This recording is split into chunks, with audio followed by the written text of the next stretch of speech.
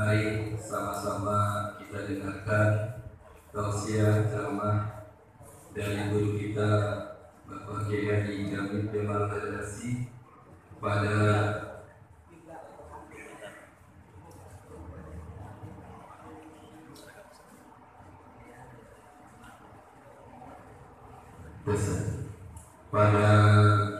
guru kita Bapak Kiai Haji Jamal. Waktu dan tempat dipersilakan. Sallallahu alaihi Muhammad.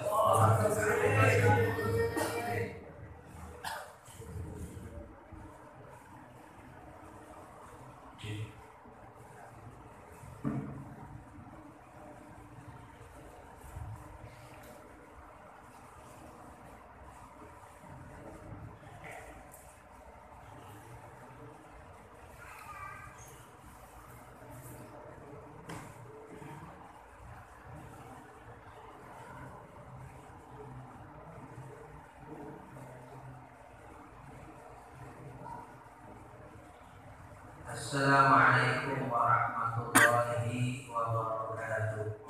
Waalaikumsalam warahmatullahi wabarakatuh. Alhamdulillahil aliyyil azim.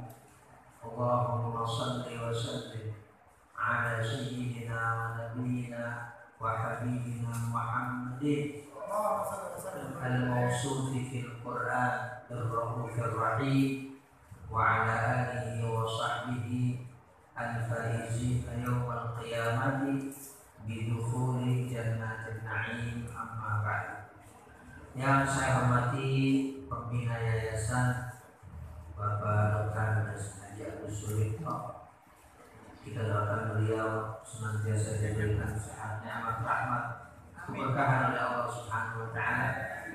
Semua kegiatan di yayasan dan di sekolah diberikan segala kelancaran, keberkahan, peningkatan, ketubilangan oleh Allah Subhanahu wa taala.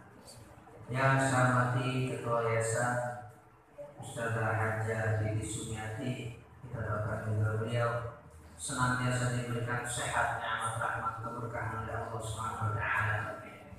Para asatidzah, para guru-guru dan seluruh kepala sekolah, mudah-mudahan juga senantiasa diberikan kekuatan, keberkahan dan kelancaran segala kegiatan dan aktivitasnya oleh Allah Subhanahu wa taala.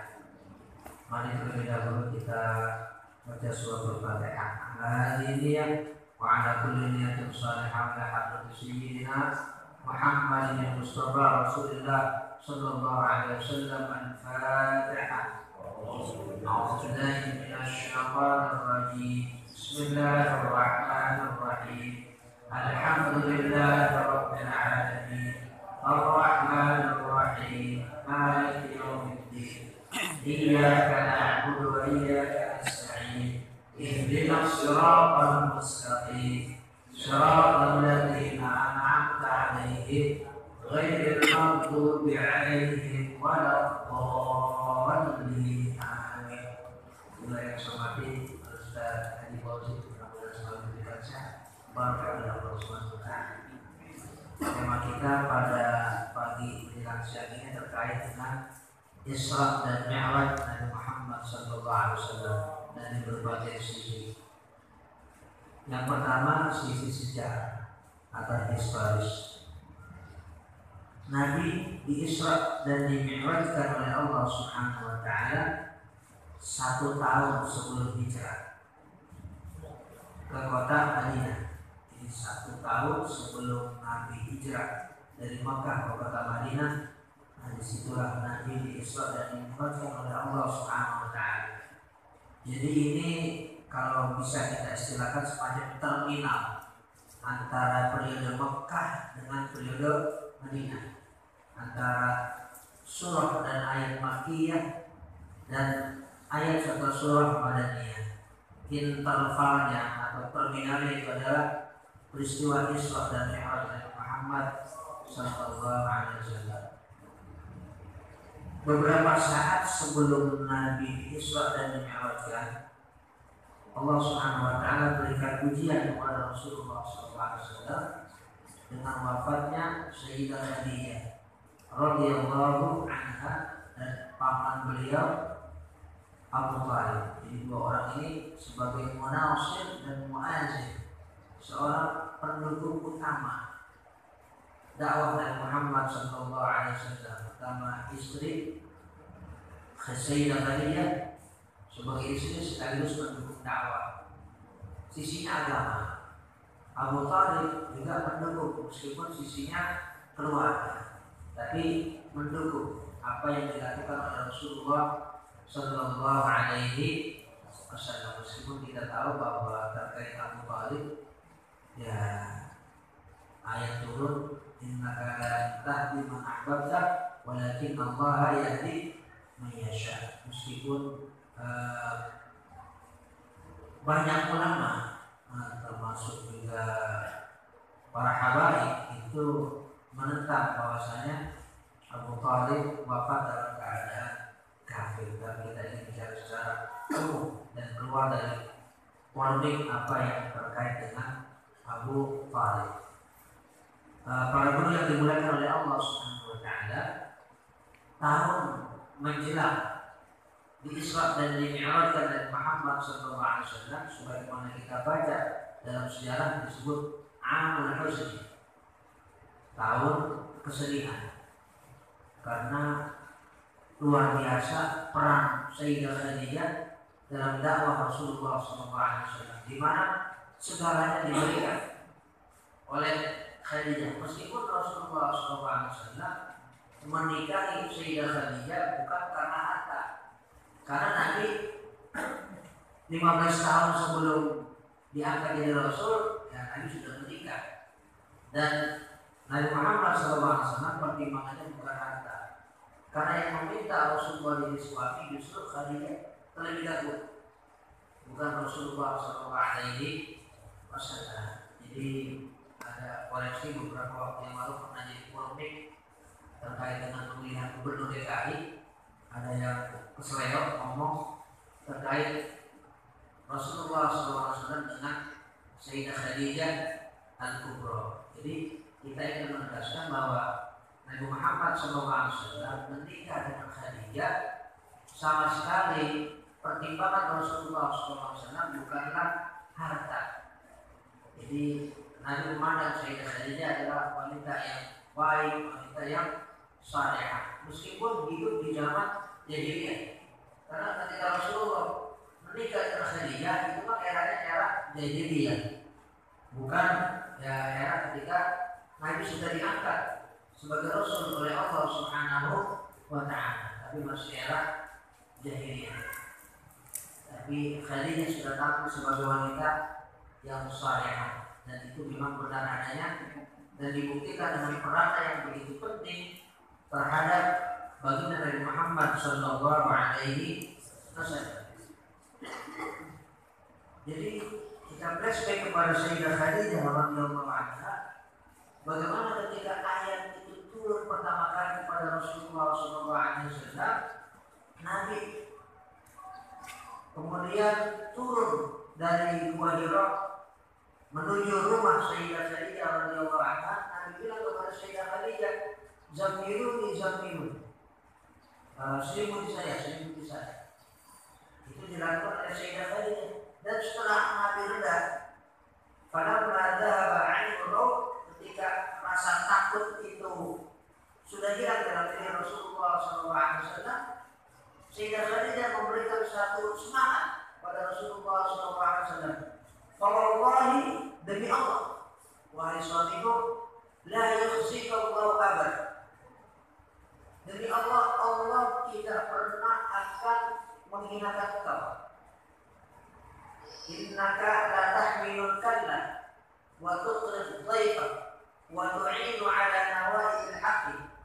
Demi Allah, wahai suamiku, Allah tidak pernah akan menghinakan engkau. Allah, karena engkau sudah biasa menolong orang lain, menghormati tamu, dan kemudian wa tu'in ala nawa'il haqq, selalu membela kebenaran terhadap orang-orang yang ditindas oleh tuan-tuannya di zaman jahiliyah. Nah, karena peran Khadijah yang sangat luar biasa, membuat Rasulullah SAW secara manusiawi ada begitu dirundung kesedihan karena bapaknya Sayyidah Khadijah radhiyallahu anha. Nah, ketika Nabi ada di titik di mana sedih yang luar biasa, meskipun tidak sampai meratap, tapi itu sangat luar biasa kesedihan Rasulullah SAW.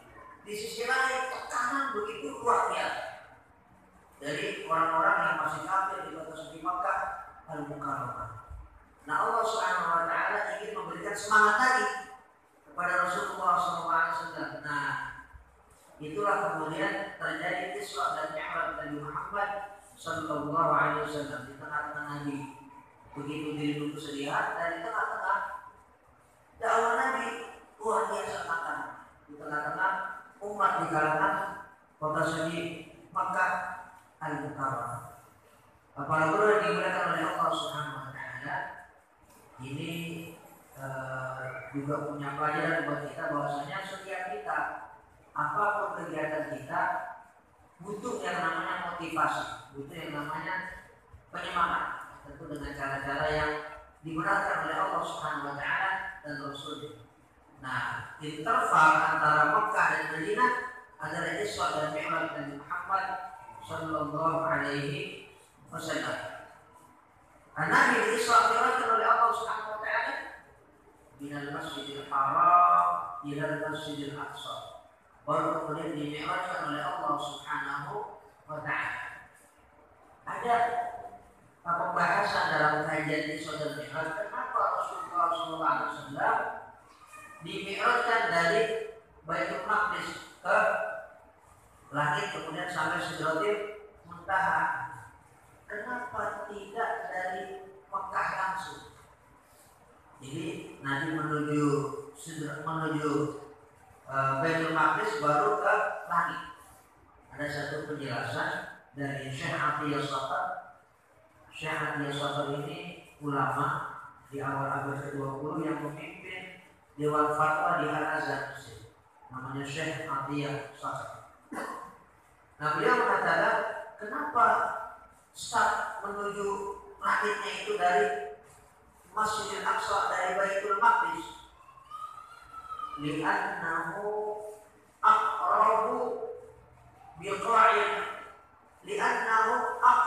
biqa'il ardi ila baris sama.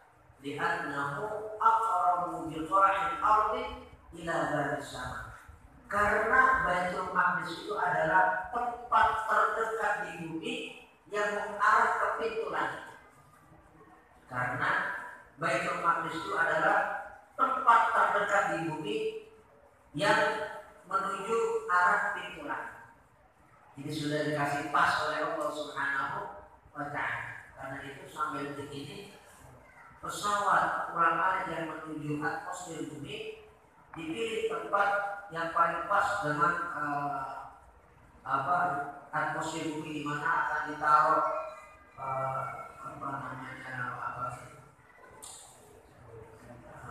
satelit, ya, harus pas dengan orbit, ya.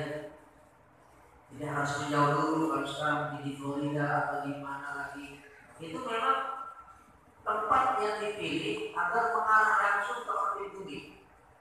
Apakah ini diambil dari peristiwa Isra dan Mi'raj Nabi Muhammad SAW, tapi orang-orang barat itu gengsi untuk mengakuinya? Yang jelas kenyataannya memang seperti itu. Jadi dicari tempat yang paling pas menuju orbit bumi. Apalagi ini bukan orbit bumi lagi, tapi menuju langit dan sampai ke Sidratil Muntaha. Yang juga kita harus ketahui bahwasanya dimaksud langit di sini bukan galaksi, bukan bintang-bintang, tapi di luar itu semua.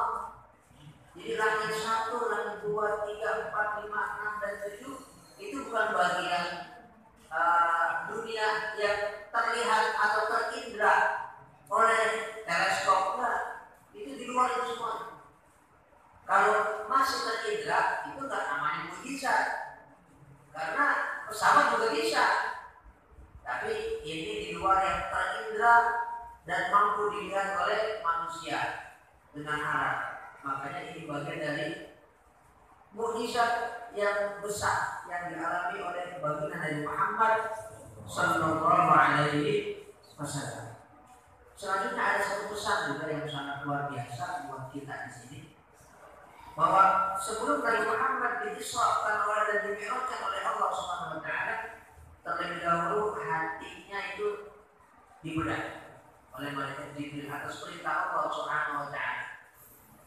Isinya air zam-zam, isinya cahaya, isinya hikmah kebaikan, semuanya diletakkan di dalam dada Rasulullah Sallallahu Alaihi Wasallam. Buat kita juga pelajaran luar biasa, termasuk kita yang berkecimpung di dalam pendidikan, berhadapan dengan anak didik kita. Tentu harus dengan hati. Kalau hanya dengan mulut kita, tidak pernah akan berbekas anak didik kita itu apa yang kita berikan kepada para peserta didik. Jadi harus total. Setiap kemajuan sekolah pendidikan pesantren termasuk yang saya bina, kita harus mengevaluasi bagaimana batin kita berhadapan dengan anak dan peserta didik. Kalau tidak dengan hati, dengan keterpaksaan, atau jadi gurunya juga terpaksa karena mungkin lama kerja ditolak, juga kepaksa menjadi guru aja udah. Ini penyakit, ya, nggak pernah akan menghasilkan pendidikan yang maksimal, nggak pernah, ya, mentah. Jadi semua kita harus mengevaluasi diri bahwasanya dengan hati itulah kita bisa memberikan yang terbaik untuk diri kita, untuk keluarga kita, dan juga untuk lingkungan kita. Karena kalau tanpa hati semuanya akan sia-sia. Karena itulah Rasulullah SAW sebelum Isra dibedah dulu, ya. Meskipun itu sifatnya tidak kasat mata. Ini yang dimaksud iman dan hikmatan yang kita baca dalam hadis Nabi itu apa wujudnya? Itu sifatnya spiritual. Tapi kita bisa mengambil satu ibrah bahwa cahaya dan hikmah itu adalah ukuran kebaikan yang diberikan oleh Allah Subhanahu Wa Taala dan diletakkan di dalam dada Rasulullah Sallallahu Alaihi Wasallam. Kenapa? Karena Nabi akan berjumpa dengan Zat yang Maha Suci. Jadi qalbunya harus disucikan terlebih dahulu. Kenapa? Kalau tanpa qalbu yang bersih, kita tidak pernah akan diterima oleh Allah Subhanahu Wa Taala. Karena itu bahasan qalbu dalam kitab Ihya Ulumuddin itu menjadi satu bagian yang sentral dalam kajian kitab Ihya yang ditulis oleh Imam Al-Ghazali. Bahkan ada seorang intelektual, ya, namanya Profesor Ahmad Shimal, itu profesor hafal kitab Ihya khususnya dalam bagian Ajaibul Qalbi, hafal kata per kata. Itu kan kayaknya masuk akal. Ada orang yang hafal kitab Ihya di bagian yang panjang terkait dengan hati. Ya, Quran hafal luar biasa. Ini kitab apa? Yang hafal lagi bukan orang muslim, tapi non muslim. Karena dia sangat kagum dengan Imam Al-Ghazali sampai dia hafal bagian tentang hati yang ada di dalam kitab Ihya Ulumuddin. Bahkan dia dalam pengakuannya sudah menghatamkan kitab Ihya 400 kali. Itu perempuan sudah menghatamkan kitab Ihya 400 kali. Nah, kita baca sekali aja belum pernah. Bahkan dalam terjemahan kita belum baca hatam. Nah, inilah pentingnya batin di dalam kehidupan seorang muslim. Dan pelajaran terpenting buat kita dapat dari dicucinya hati Rasulullah Sallallahu Alaihi Wasallam. Bahkan di jendela sahih kita bisa paham kenapa Nabi Isra Mi'raj kok bisa sampai sejauh itu, padahal cuma sepertiga malam. Karena Nabi sudah dikubah tuh materinya menjadi cahaya. Walaupun tetap cahaya badan kasar itu dibawa oleh Allah Subhanahu Wa Taala dengan pesawat namanya Buraq. Nabi isinya cahaya, batin juga isinya cahaya. Naik Buraq artinya kilat, kilat itu cahaya. Yang mendampingi Rasulullah SAW saat Isra dan Mi'raj adalah malaikat Jibril. Malaikat oleh Allah diciptakan dari cahaya. Cahaya, naik cahaya, pilotnya cahaya. Kira-kira di mana? Melesat. Nah, kita bisa paham ya, secara ilmu pengetahuan bisa kita pahami. Kok bisa ya? Karena dari cahaya, kecepatannya kayak apa? Kita lihat sekarang ada pesawat dibuat oleh Cina dan Amerika, namanya generasi 6. Itu bisa melesat, padahal itu besi. Lebih dari kecepatan suara. Cepatnya kayak apa? Itu sangat luar biasa. Berapa ribu kilometer cuma berapa menit atau mungkin 1 jam. Itu ribuan kilometer bisa dilampaui. Ini udah bukan kilometer lagi, udah bukan benua lagi, udah bukan galaksi lagi, tapi menembus 7 lapis lah. Nah, kenapa kita bisa pahami? Karena cahaya, naik cahaya didampingi oleh cahaya. Kita pilot tadi begitu yang mendampingi Rasulullah SAW. Ada juga peristiwa penting dalam Isra dan Mi'raj ini, di mana Nabi Muhammad SAW oleh Allah diperintahkan untuk menjadi imam para nabi dan para rasul. Dari awal para nabi sampai Nabi Isa, imamnya Nabi Muhammad SAW. Ini namanya alam ruh. Alam ruh. Jadi Isra dan Mi'raj adalah kajian spiritual. Kalau kita mikir, kan itu Nabi udah zaman dulu, Nabi Musa, ada Nabi Ibrahim. Kok Nabi Muhammad dan imam, padahal zamannya nggak berbeda. Ini alam ruh. Dan alam kalau udah ruh, terlepas dari jasadnya, udah bebas kemana aja. Itu bagi orang soleh. Ruhnya nggak tertutup, tapi bagi orang kafir, ya, ruhnya digebukin. Di alam kubur namanya alam barzakh. Meskipun para nabi juga ketika sholat bersama Rasulullah SAW itu ada di alam barzakh, bukan di alam akhirat. Karena para nabi orang-orang yang saleh, jadi rohnya itu lepas bebas. Roh alam yang sudah terlepas dari jasad. Jadi bagi para wali, salah satu kenikmatan para wali itu mati. Jadi mati itu bagi para wali dan para nabi, para rasul, anugerah Allah Subhanahu wa taala.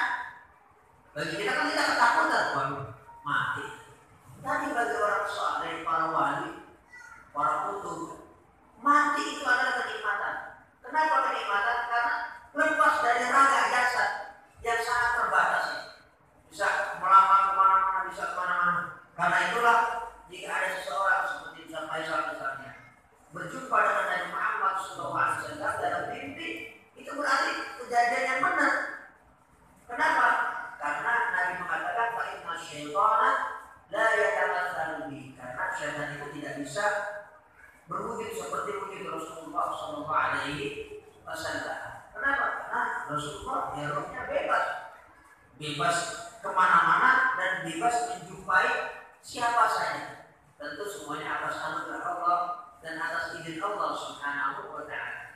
Jadi ketika Nabi mengimami di Baitul Maqdis itu para nabi yang diutus oleh Allah Subhanahu wa taala, ini juga bagian penting buat kita juga. Apa? Satu, silaturahim. Nabi aja bersilaturahim dengan nabi-nabi yang lain.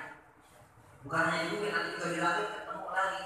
Pada tadi para rasul yang diutus oleh Allah Subhanahu wa taala. Nabi Muhammad betapa menitik beratkan pertemuan yang namanya silaturahim. Yang kedua, bagi kita betapa pentingnya hubungan kita dengan Allah Subhanahu wa taala melalui sholat. Itu kok para nabi sholat kan udah mati, kok masih disuruh sholat? Nah, itu juga satu bahasan dalam kajian Isra dan Mi'raj. Makanya kita baca dalam Sahih Muslim, Rasulullah SAW bersabda, "Ra'aitu Musa alaihi salam lailatan usriya bi yusalli fi qabri." Dalam Sahih Muslim, riwayat Imam Muslim, Nabi mengatakan, "Aku lihat Musa ketika aku diisrakan oleh Allah Subhanahu wa taala, Nabi Musa lagi yusalli fi qabri, salat di kuburannya." Kan mati kok masih sholat? Bisa nggak? Ya bisa. Kalau manusia ketika di dunia disuruh sholat itu namanya taklifah, kewajiban. Tapi kalau manusia udah mati masih sholat namanya tasyrifah, kemuliaan buat dia, nggak disuruh oleh Allah Subhanahu wa taala. Tapi itulah ibadah yang dia cintai selama hidup di dunia. Apa? Sholat. Maka orang yang meninggal ketika masuk dalam kuburan, kegemarannya apa? Sholat. Bisa dia sholat di kuburan. Wali dulu bisa dia sholat. Di Quran aja kita membaca bahwa orang-orang ahli surga nanti di surga apa kerjaan mereka? Bertasbih kepada Allah Subhanahu wa taala. Bukan kewajiban tadi tasbihnya, tadi tasyrifan. Allah kasih kemuliaan buat dia, melanjutkan apa yang dia cintai berupa ibadah dunia, dia lanjutkan sampai di akhirat di surganya Allah Subhanahu wa taala. Sebagai apa? Hobi dia. Hobi kita apa? Ini hobi ibadah, bukan mancing ya. Bisa juga mancing di surga. Ya, disediakan oleh Allah Subhanahu wa taala apa kita pengen. Tapi yang berupa ibadah masih tetap bisa dilanjutkan oleh orang-orang saleh. Seperti Nabi Musa yang ternyata Nabi bersabda, aku lihat Musa ketika aku diisrakan oleh Allah Subhanahu wa taala, lailatan usriyabi yusalli fi qabri. Nabi Musa sholat di kuburannya dilihat oleh Rasulullah sallallahu alaihi wasallam.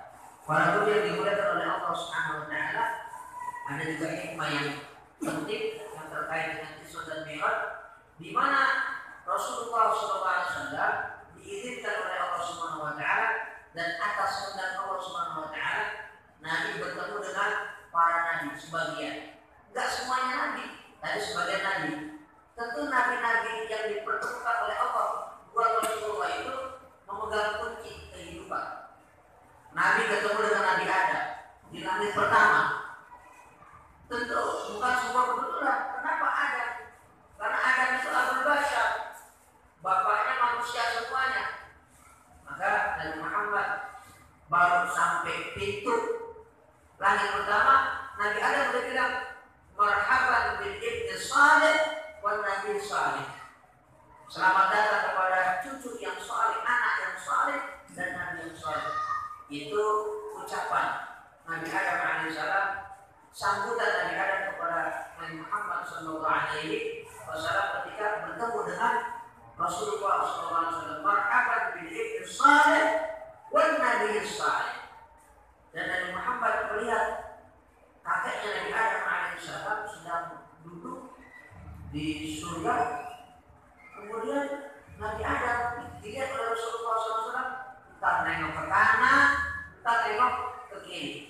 Kalau Nabi Adam dilihat oleh Nabi Muhammad nengok ke kanan, Nabi Adam tersenyum. Nabi Adam nengok ke kiri, Nabi Adam sedih menangis. Ditanya Jibril oleh Nabi Muhammad SAW, itu kenapa Nabi Adam seperti itu? Ke kanan dia senang, senyum, ke kiri nangis. Jadi Allah Subhanahu wa taala memperlihatkan Nabi Adam alaihissalam ketika nengok ke kanan, itu semua keturunannya yang baik-baik, yang soleh-soleh. Makanya Nabi Adam senang, tersenyum. Nabi Adam pas nengok ke kiri, oleh Allah diperlihatkan anak cucunya yang baru-baru, ada yang enggak bir, ya, di gol segala macam misalnya. Diperlihatkan oleh Allah Subhanahu wa taala anak cucu Nabi Adam yang maksiat. Dua-duanya diperlihatkan oleh Allah Subhanahu wa taala. Itulah yang membuat Nabi Adam senang dan Nabi Adam sedih. Mudah-mudahan kita yang ditengok oleh Nabi Adam dari sebelah kanan, daripada kumpul, haji, ibadah, mengajar, murid, itu kebaikan. Mudah-mudahan itulah yang diperlihatkan oleh Allah Subhanahu wa taala kepada Nabi Adam terkait dengan kita sebagai anak cucunya, karena kita semuanya adalah kullukum min Adam dan Nabi wa Adam min turab la fadla li 'arabiyyin 'ala 'ajamiyyin illa bittaqwa. Ada perbedaan di antara kita kecuali hanya sebatas ketakwaan kepada Allah Subhanahu wa taala. Dan Rasulullah SAW juga dipertemukan oleh Allah Subhanahu wa taala dengan Nabi Isa alaihissalam. Nabi Isa alaihissalam dipertemukan oleh Allah Subhanahu wa taala. Nah, Nabi Isa itu dilihat oleh Rasulullah SAW, sosoknya diperlihatkan oleh Allah kepada Nabi Muhammad. Ternyata Nabi Isa itu sosok yang bersih, kemerah-merahan kulitnya Nabi Isa putih kemerah-merahan. Nabi Isa berjubah, tidak menggunakan sorban, tidak menggunakan kolan suak, tidak menggunakan tutup kepala berupa semacam peci. Rambutnya dia agak hitam, dan Nabi mengatakan Nabi Isa itu orang yang tampilan rambutnya selalu basah. Nabi Isa tampilan rambutnya selalu basah, tinggal bergelombang selalu basah. Nabi aku lihat Nabi Isa itu di tengah kepalanya selalu menetes air. Itu tampilan Nabi Isa yang dilihat oleh Nabi Muhammad Sallallahu Alaihi Wasallam. Dan juga Nabi Isa berjumpa dengan Nabi Muhammad Sallallahu Alaihi Wasallam dan mengucapkan kata-kata sambutan, marhaban bil akhi salih wan nabi salih. Selamat datang kepada saudara yang saleh dan juga nabi yang saleh. Karena memang Nabi Isa masih keturunan Bani Israil dan diutus khusus kepada Bani Israil.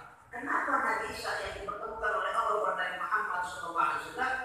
Karena Nabi Isa lah Nabi terakhir di kalangan Bani Israil yang menubuatkan, yang menginformasikan tentang diutusnya Nabi Muhammad Sallallahu Alaihi Wasallam. Dan itu kita baca di dalam Quran surah As-Saff ayat 6, di mana Nabi Isa alaihissalam menginformasikan kepada Bani Israil akan diutusnya Nabi Muhammad Sallallahu Alaihi Wasallam.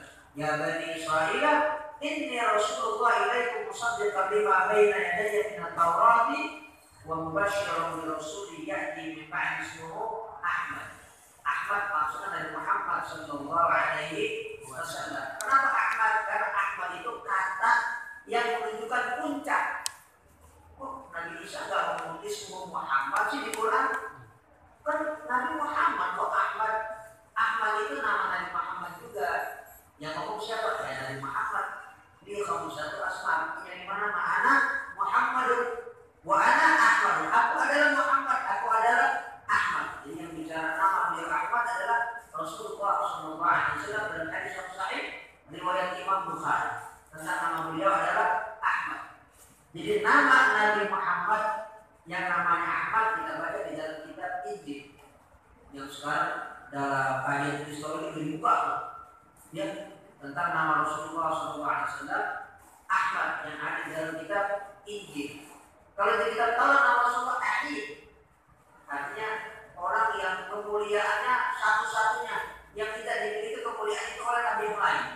Maka nama Nabi Muhammad di dalam Taurat namanya Ahid, di dalam Injil Ahmad, di dalam Quran Muhammad. Itulah nama-nama Nabi Muhammad Sallallahu Alaihi Wasallam. Jadi kalau Nabi Isa mengatakan Nabi akhir zaman Ahmad, kok Ahmad bukan Muhammad? Karena kata Ahmad itu menunjukkan puncak. Seperti kita mengucapkan Akbar, itu katanya sama dengan Ahmad. Katanya, kalau terpuji saja Hamid, tapi kalau di puncak pujian Ahmad bahasa Arabnya. Jadi Ahmad itu puncak Nabi yang diutus oleh Allah Subhanahu wa Ta'ala. Itu rahasia kata yang ada di dalam Quran. Kenapa Ahmad? Karena menunjukkan Nabi akhir zaman yang tidak ada lagi diutus oleh Allah Subhanahu wa Ta'ala seorang Nabi pun setelah diutus Nabi Muhammad Sallallahu Alaihi Wasallam. Dan itulah hikmah kenapa Allah mempertemukan Nabi Isa dengan Nabi Muhammad. Yang kedua, Allah Subhanahu wa Ta'ala mentakdirkan umat Islam sampai akhir zaman akan selalu berhadapan dengan orang yang mengklaim sebagai pengikut Nabi Isa alaihissalam, bahkan menjadikan Nabi Isa sebagai Tuhan. Itu sampai akhir zaman. Jadi kita sebagai umat Islam nggak usah heran sampai hari kiamat kita akan berhadapan-hadapan dengan orang-orang yang mengatasnamakan dirinya sebagai Nasrani. Pasti. Bahkan peperangan akhir zaman itu siapa peserta perangnya? Ya umat Islam dengan orang Nasrani plus dengan orang-orang Yahudi. Itu sudah takdir Allah Subhanahu wa taala. Enggak bisa kita begini atau apa sih kita ganti aja kita yang lain aja, enggak bisa. Emang udah kita ditetapkan oleh Allah Subhanahu wa taala seperti itu. Itulah juga salah satu hikmah pertemuan Nabi Muhammad SAW dengan Nabi Isa. Dan dalam keyakinan kita sebagai umat Islam bahwasanya Nabi Isa alaihissalam nanti pada akhir zaman akan diturunkan kembali ke muka bumi oleh Allah Subhanahu wa taala sebagai umat Nabi Muhammad SAW. Jadi tidak membawa syariat baru, tapi mengamalkan syariat Nabi Muhammad Sallallahu Alaihi Wasallam. Karena itu Nabi Isa menolak menjadi imam pas turun ke bumi di satu masjid yang punya menara putih. Nabi Isa dipersilakan jadi imam, tapi menolak. Kenapa? Karena nggak boleh nama Allah Subhanahu Wa Taala jadi imam. Karena dia hanya jadi makmum ketika turun ke bumi, tidak membawa syariat Injil, tidak membawa syariat baru.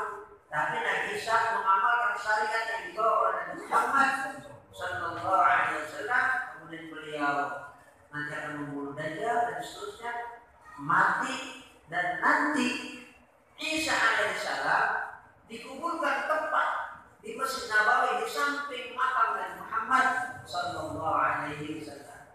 Jadi nanti kuburan Isa di akhir zaman ada tepat di samping kuburan Nabi Muhammad Sallallahu Alaihi Wasallam. Itu sudah kita awal yang kita baca dalam hadis-hadis yang mutawatir tentang Nabi Isa alaihissalam. Itulah kenapa Nabi Muhammad dipertemukan oleh Allah dengan Nabi Isa alaihissalam. Kemudian Rasulullah SAW juga dipertemukan oleh Allah Subhanahu Wa Taala dengan Nabi Yahya. Nabi Yahya itu pendamping Nabi Isa alaihissalam.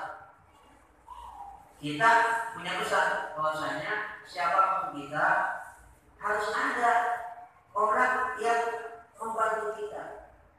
Kita nggak akan hidup sendirian dan nggak bisa kita hidup sendirian. Kiai ada santrinya, kiai ada murid-muridnya, guru ada muridnya, ada peserta didiknya. Nabi Isa ada yang mendampingi. Nabi Yahya yang dalam literatur orang disebut Yohanes. Dia nama Yahya Yohanes, Lukas. Nah, itu nama-nama yang sebenarnya orang-orang yang disebut dalam Quran apa? Hawariyun, orang-orang benar. Ya, orang-orang yang memang mendampingi dakwah Nabi Isa alaihissalam. Bahkan dipastikan karena ada kuburan yang merupakan murid Nabi Isa yang 12. Ada satu, ada kuburan murid Nabi Isa Imam di Vatikan. Karena memang salah satu murid Nabi Isa itu ada yang berdakwah ke Roma. Ada. Berarti itu satu kuburan yang ada di Vatikan, gereja Vatikan. Itu berarti kuburan wali. Kalau bicara kuburan wali, Pak Doni kan bisa ke ziarah juga. Benar nggak? Dalam ziarah wali Islam Saleh, ya, yang kemudian diputuskan oleh orang-orang yang mengaku sebagai agama Nasrani. Jadi kalau secara ya tadi secara persoalan, boleh nggak kita masuk ke gereja Vatikan? Boleh. Lo mau ngapain? Mau ziarah kubur? Kan gitu, mau ziarah kubur apa? Di situ kan ada kuburan murid Nabi Isa alaihissalam yang dikuburkan di dalam gereja di katedral yang ada di Vatikan di Jalan Kota Roma. Nah, ini terkait dengan pertemuan Nabi Muhammad SAW dengan Nabi Isa, sekali juga Nabi Yahya alaihissalam. Dan Rasulullah SAW juga dipertemukan dengan Nabi Yusuf alaihissalam. Nabi Yusuf orang yang begitu luar biasa. Tapi pesannya bukan karena ketampanannya. Bukan ketampanan. Nabi Yusuf itu adalah putra dari Nabi Yakub. Nabi Yakub itu adalah Israel. Karena itu anak juga disebut Bani Israel. Jadi orang pertama yang memegang lakab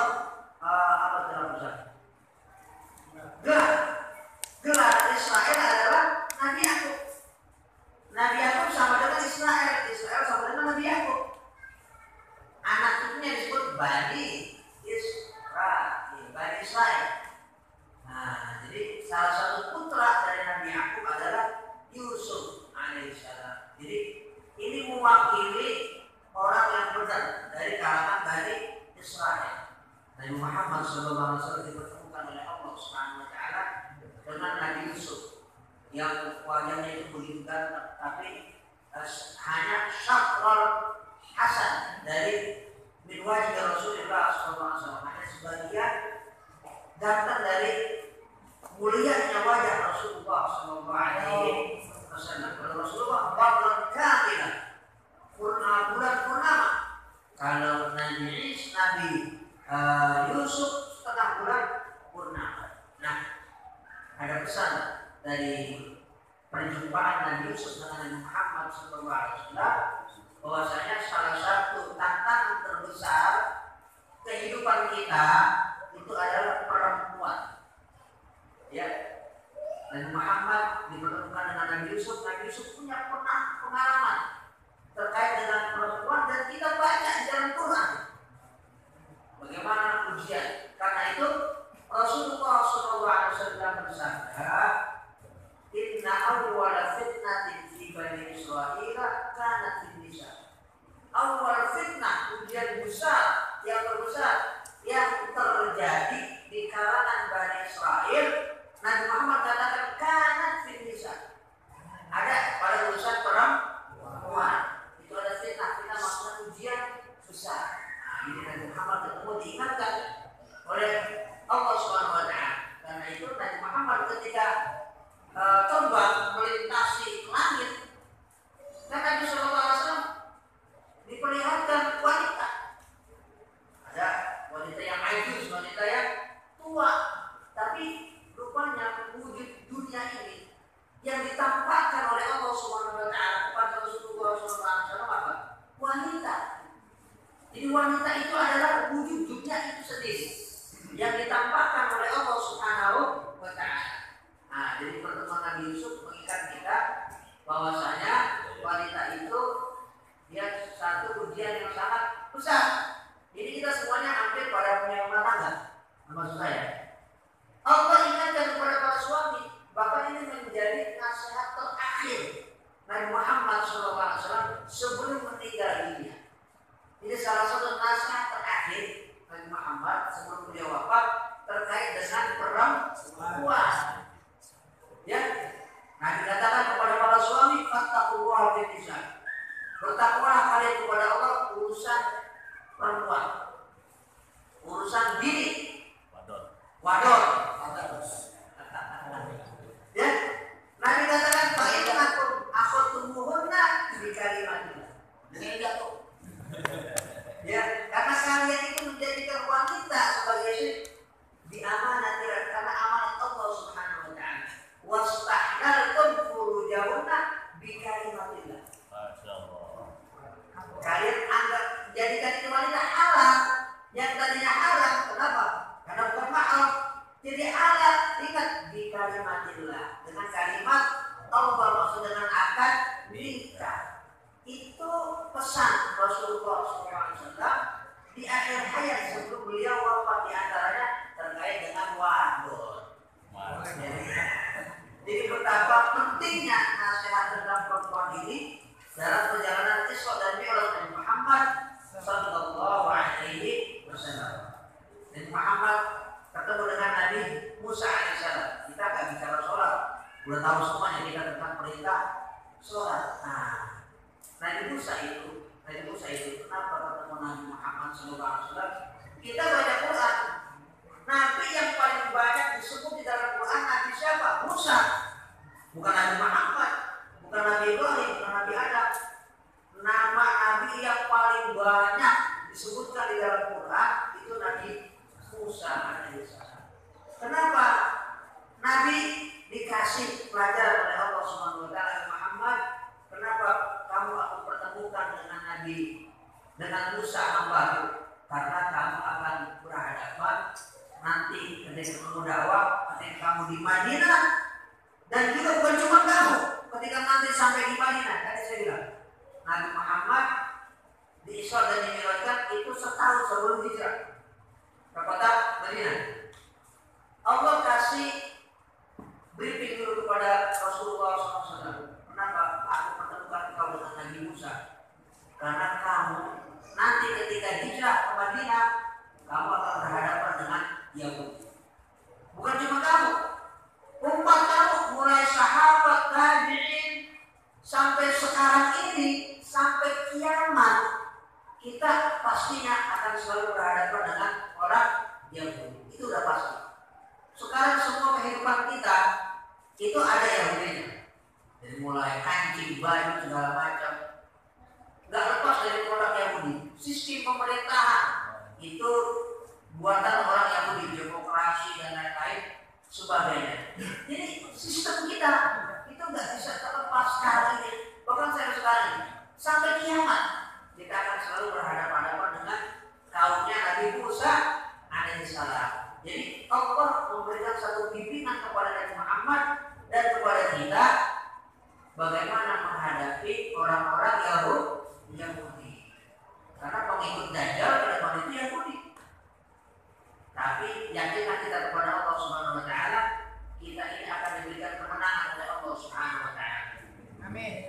Ya, kata Rasulullah SAW, satu qatiluna al-Yahud. Nanti kalian akan berperang dengan orang-orang Yahudi, itu pasti. Nabi sampai bilang begini dalam Sahih Bukhari, hatta yastabi ahaduhum wara al-hajar, sampai nanti orang-orang Yahudi itu karena perang dengan kita, mereka kalah, kita kejar-kejar, ngumpet dia di balik batu. Saya turun al-hajar, lalu batu bilang, ya Muslim, ya orang Islam, ada Yahudi warai faqtuluh. Orang Islam, ini ada orang Yahudi ngumpet nih di balik saya, bunuh dia. Hadis ini sampai detik ini kita bicara, ini sangat dipercayai oleh orang-orang Yahudi. Jadi karena itulah alasan kenapa orang-orang Yahudi itu kerjaannya suka bunuh orang-orang Islam di Gaza dan juga Palestina atau orang Arab Saudi. Kenapa? Nah, dia menjadikan pesantren sebagai pokok ketakutan. Wah, kita sebelum kita dihabisin dulu. Kenapa? Jadi orang-orang Yahudi itu percaya, yakin dengan ucapan dari Muhammad Sallallahu Alaihi Wasallam. Kata Rasulullah, innal gharqad, kecuali pohon gharqad, fa innahu min syajaril yahud. Karena pohon gharqad itu pohonnya orang Yahudi. Kalau dia itu pohon gharqad semacam pohon kaktus, itu tidak memberitahu orang Islam. Jadi kalau ada orang Yahudi ngumpet di pohon itu tidak ngomong. Kenapa? Dia konconya orang Yahudi. Dan kita membaca literatur sampai sekarang ini, orang-orang Yahudi itu di Palestina, di tepi barat, di Tel Aviv, di New York, mereka punya rumah. Di depannya tanamannya pohon itu, pohon gharqad. Pohon gharqad itu semacam pohon kaktus. Ya, kan orang bangun masih kelihatan, tapi kalau orang ngumpet itu nggak kelihatan. Itu salah satu yang aneh dari pohon gharqad. Dan dari gharqad itulah kita sekarang membaca atau menjadi tanda barang kita namanya barcode. Barcode. Benar. Ya, jadi banyak semua hal yang kita anggap itu adalah dibuat oleh orang-orang yang termasuk bank. Bank itu kan awalnya ada di Spanyol. Ya, bank itu artinya kan bangku dalam bahasa Spanyol. Jadi orang duduk karena ingin dapat uang dari para pegede-pegede yang memberi utang kepada orang yang mau minjemin. Maka disebut tempatnya namanya bank. Ya. Bank itu memang asal mulanya dimiliki oleh orang-orang Yahudi. Nah, jadi orang-orang Yahudi ini memang punya peran sentral di era global sampai hari kiamat, dan memang itu sudah settingan sejarah, tentu sudah atas takdir Allah Subhanahu wa taala. Tapi kita dikasih cara oleh Allah Subhanahu wa taala, dan dalam hadis-hadis Rasulullah SAW bagaimana berhadapan dengan orang-orang Yahudi. Jadi nanti mereka di akhir zaman berhadapan-hadapan dengan kita, perang mereka kalah, ngumpet di batu-batu kasih tahu. Hei orang Islam, ya Muslim wahada Yahudiyun warai fakul. Itu hadis Rasulullah SAW. Illa al-gharqad, kecuali pohon gharqad, fa innahu min syajarin yang jadi kita yakin kepada Allah Subhanahu wa taala bahwasanya kita ini umat pemenang, bukan umat pecundang, tapi harus dengan ikhtiar. Harus dengan perjuangan dengan desa, ya, dengan perbuatan, dengan pikiran. Jadi sebenarnya Isra dan Mi'raj ini buat kita sangat penting. Karena ini episode sejarah kita.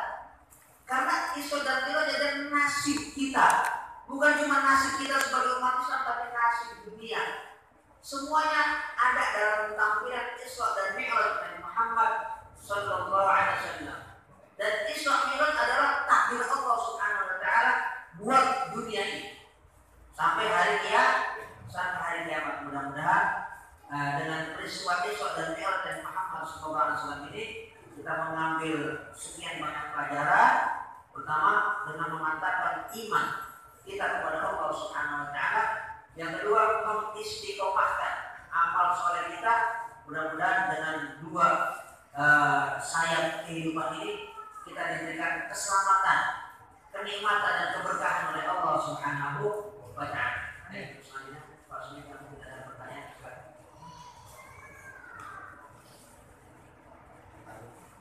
Ya, ada pertanyaan?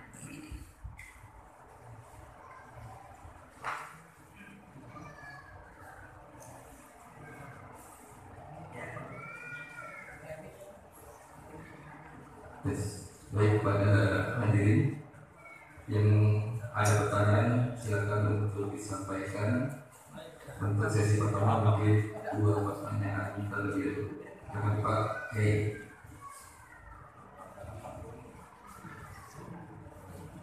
Wajib pagi, Assalamualaikum warahmatullahi wabarakatuh. Saya hanya ingin bertanya beberapa kalimat atau hikmah yang sering saya dengar daripada sebagian alim ulama yang menyatakan yang pertama kalimat qalbul mu'min baitullah, yang kedua kemudian as-sholatu mi'rajul mu'min. Itu saja Kiai, dan mohon penjelasannya pencerahannya kepada kami. Assalamualaikum warahmatullahi wabarakatuh. Ya, qalbul mu'min baitullah itu ucapan orang-orang sufi, orang-orang zahid, bahwa hati orang mukmin adalah rumah Allah. Jadi kiblat ya. Jadi kita punya hati, maksudnya harus menjadi parameter dan barometer hidup kita, harus menjadi fondasi utama diri kita. Jadi qalbul mu'min baitullah maksudnya adalah inna fil jasadi mudghatan idza salahat salahal jasadu kullu wa idza fasadat fasadal jasadu kullu ala wajhiyal qalbu. Jadi Allah Subhanahu wa taala menerima amal soleh kita atau menolak itu karena batin kita amalnya soleh, hatinya nggak soleh, niatnya salah, jadi salah. Nah, karena itulah betapa pentingnya hati dalam kehidupan kita sebagai umat Islam. Sholat mi'rajnya orang mukmin, ya karena tadi sholat itu untuk Allah Subhanahu wa taala, ibadah batin kita kepada Allah Subhanahu wa taala, agar kita naik maksud naik derajat kita di sisi Allah Subhanahu wa taala. Naik derajat bukan derajat yang kita pahami sebatas di dunia. Jadi orang kaya, jadi pejabat, kedudukannya tinggi, bukan itu. Maksudnya naik derajat itu amal kita diterima oleh Allah Subhanahu wa taala. Jadi yang pertama maqalah, yang kedua ini hadis ya hasan dari Rasulullah sallallahu alaihi wasallam.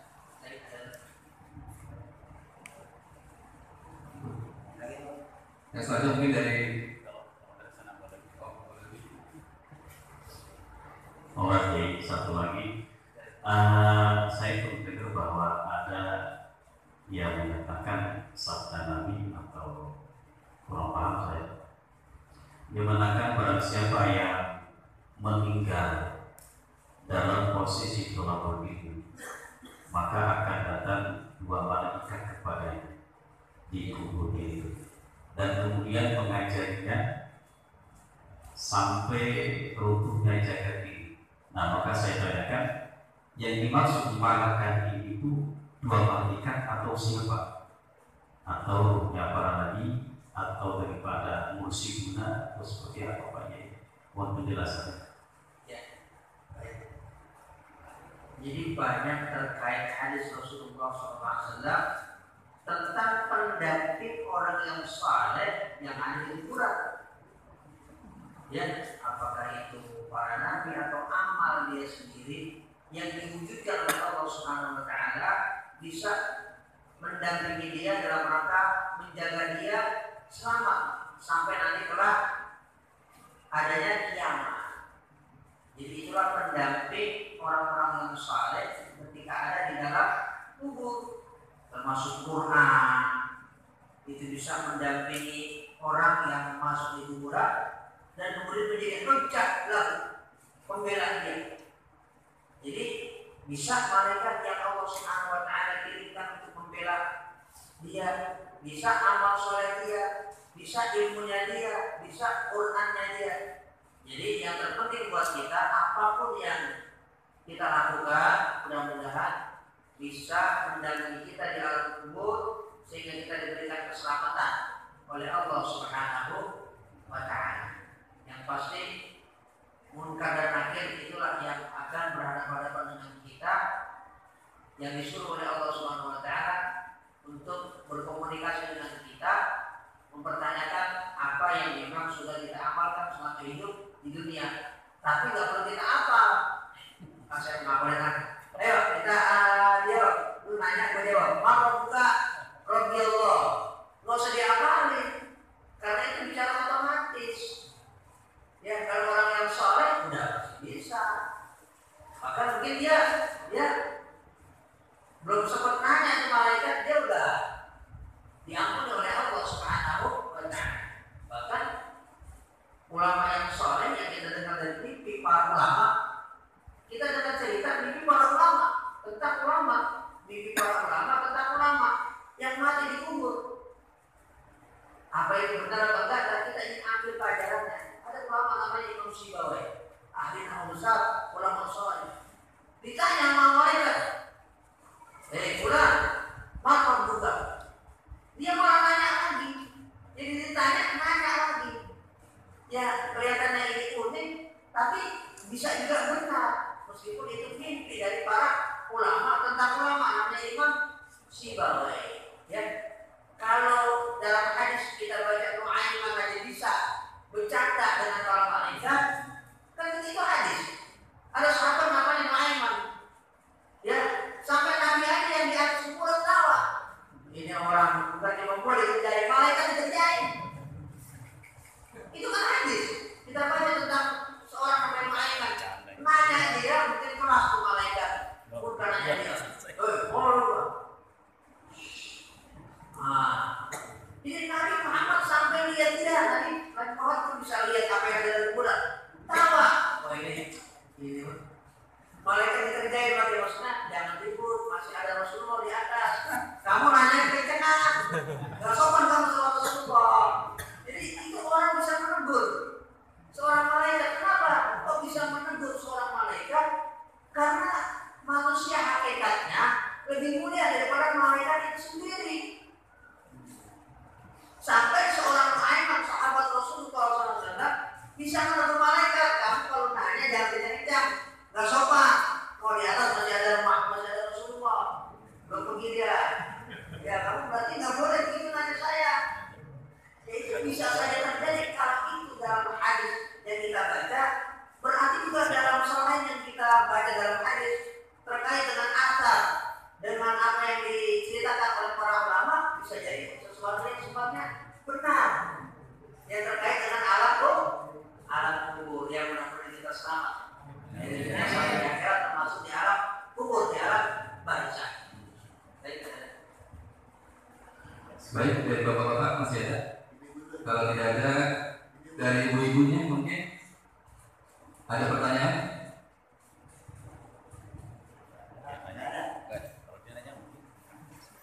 Tidak ada?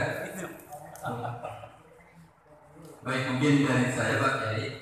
Nah, tadi terkait dengan ujian ya Pak Kiai. Fitnah kita mengenal ada 3 type, harta, harta, wanita. Iya. Ya. Tadi pun pada saat Isra Mi'raj, saat baginda Nabi bertemu dengan Nabi Yusuf, salah satu nasihat kepada kita, cobaan bagi kita adalah kaitannya dengan wanita, Pak Haji. Itu dengan wadon. Apalagi kita para guru di Pak Haji ya. Iya. Kaitan dengan harta dan tahta kayaknya jauh Pak Haji. Ya, jauh kayaknya. Nah, yang paling dekat adalah cobaannya, fitnahnya adalah wanita, Pak Haji. Ya, ya Wadi. Mungkin ada nasihat apabila dari Pak Kiai, bagaimana kita agar bisa terhindar dari fitnah wanita ini Pak Kiai. Pak Kiai. Ya, apa yang gampang sebenarnya? Ya, gampang.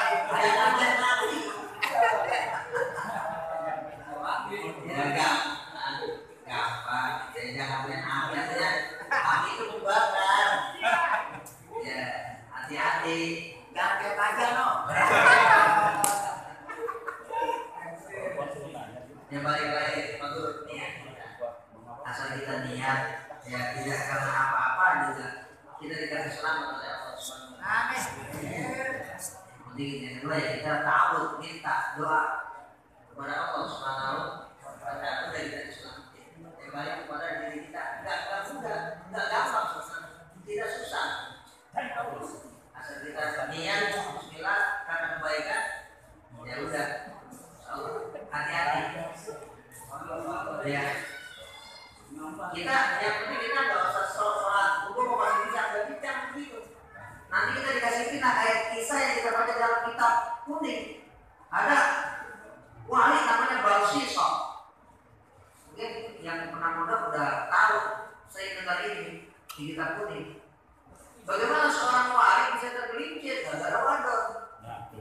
Nah itu ya dititipin oleh orang muridnya. Dulu ini saya titip anak saya, jangan saya tolong didirikan anak saya.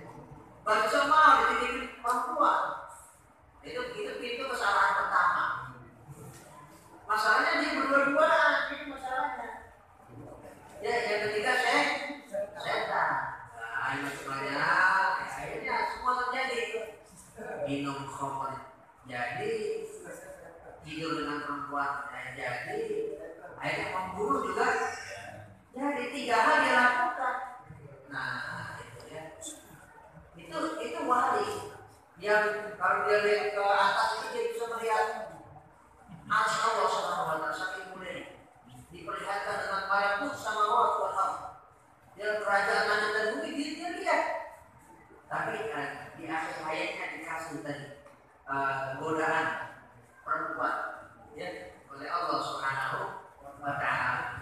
Ibadah buat kita ya hati-hati ibadah dengan siapapun yang namanya perempuan ya itu aja. Insyaallah kita dikasih selamat oleh Allah Subhanahu wa Ta'ala. Jangan dijauhin perempuan, jangan.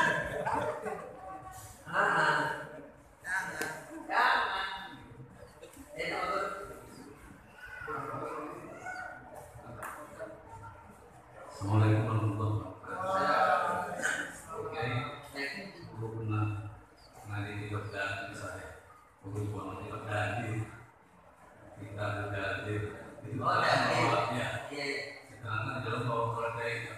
Gunung itu seperti menanam keledai. Oh, iya. Dalam hal ini tadi baru pakai bobor itu seperti cahaya. Ini yang benar yang mana? Makasih. Ya, begini. Betul, gambaran tentang buruk itu hadis Rasulullah SAW.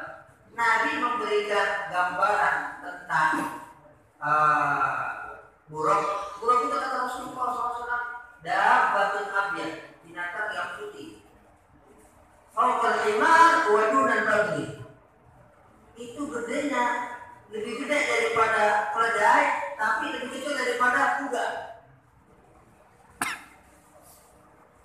Itu bentuk apa? Bentuk buruk yang digambarkan dalam sabda Rasulullah SAW dalam riwayat Imam Ahmad. Benar nggak? Benar. Kenapa? Itu hadis sahih disampaikan kepada Rasulullah SAW.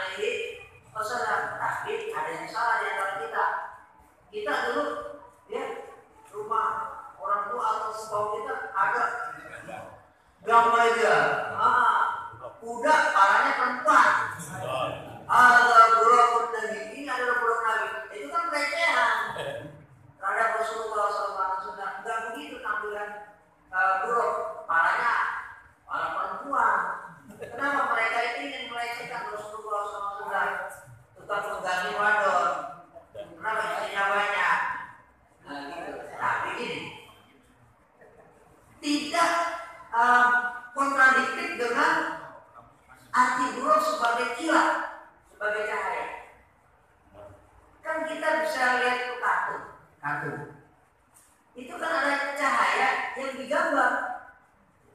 Cahaya yang digambar kartun.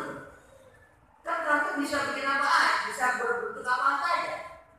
Jadi kalau kemudian, nanti lihat bentuk burung yang artinya kilat karena kecepatannya, tapi juga berbentuk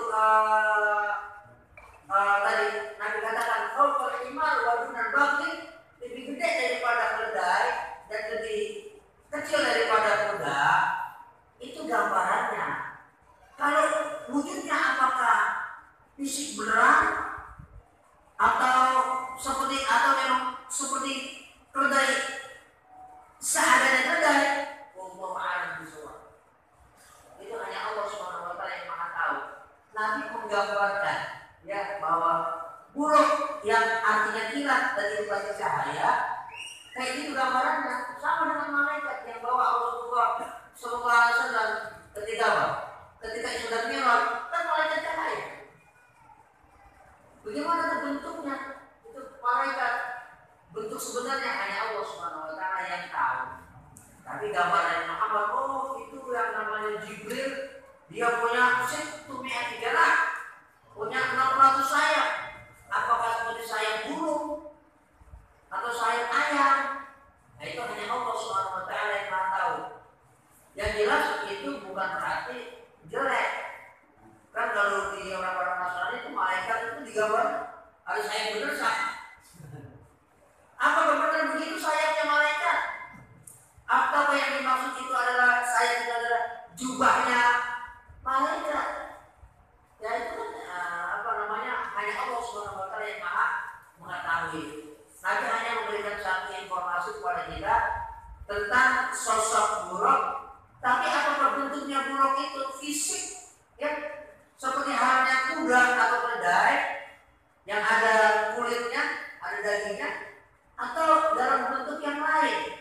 Wallahu a'lam bishawab. Jadi tidak akan berdekatan ya antara tadi buruk yang berarti kilat dengan besarnya buruk seperti yang digambarkan dalam hadis oleh Rasulullah SAW, bahwa buruk itu adalah dabbatun abyad fawqal himar wa dunan baghi.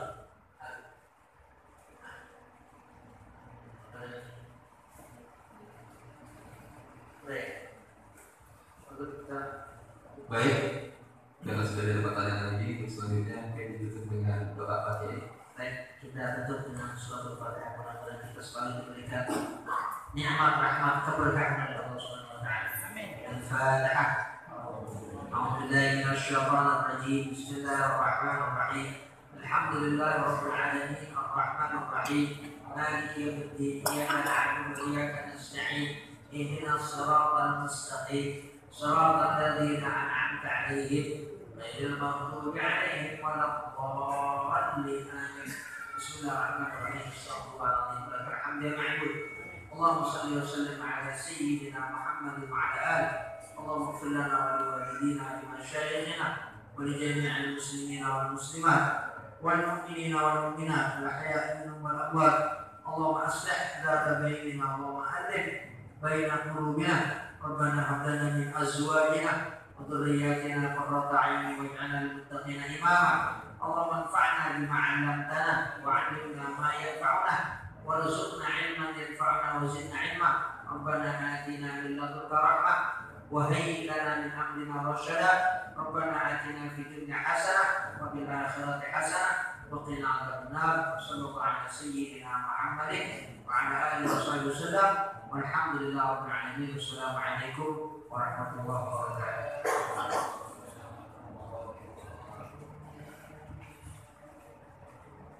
Alhamdulillah, demikian pengajian rutin kita pada kali ini. Mudah-mudahan segala ilmu yang diberikan oleh guru kita Pak Kiai bermanfaat buat kita semua sebagai bekal kita untuk menjalani kehidupan dunia dan kehidupan di akhirat nanti. Kurang lebihnya mohon maaf. Assalamualaikum warahmatullahi wabarakatuh.